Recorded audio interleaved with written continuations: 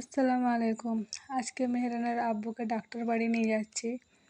যারা ভিডিওটা দেখছো সকলেই দোয়া করবে, আর আমার দোয়া তোমাদের সাথেই থাকবে।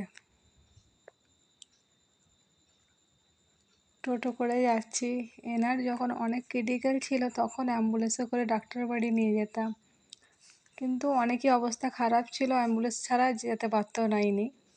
4 মাস আগেই তো যখন ডাক্তার বাড়ি নিয়ে এসেছিলাম তখন আব্বার গাড়ি করে নিয়ে এসেছিলাম, কিন্তু গাড়ি রাখার সেরকম পজিশান নেই এখানে, সেই জন্য আব্বা বাইকে এসছে। আর আমরা যাবার আগেই আমার আব্বা পৌঁছে গেছে এখানে।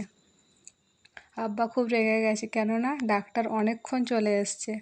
আমাকে খুব ভয় লাগছিল আব্বাকে, যেন আমি বাঘকে ভয় পাচ্ছি, কিন্তু এটাই সম্মান, ইজ্জত বাপ মায়ের, ভয় খাওয়া বাপ মার। কিন্তু যাই হোক, এনাকে এখানে জিজ্ঞাসা করে সবাই কি হয়েছে এনার, নানা রকম প্রশ্ন করে, সবাই তো অবাক হয়ে যায়। কিন্তু এত দূর যেকালে পৌঁছে গেছো, ভালো হয়ে গেছে, ও নিশ্চয়ই আরও ভালো হয়ে যাবে। এখানেই ভিডিওটা শেষ করলাম। ডাক্তার কি বললো পরের ভিডিওতে জানাবো। খুদা হাফেজ।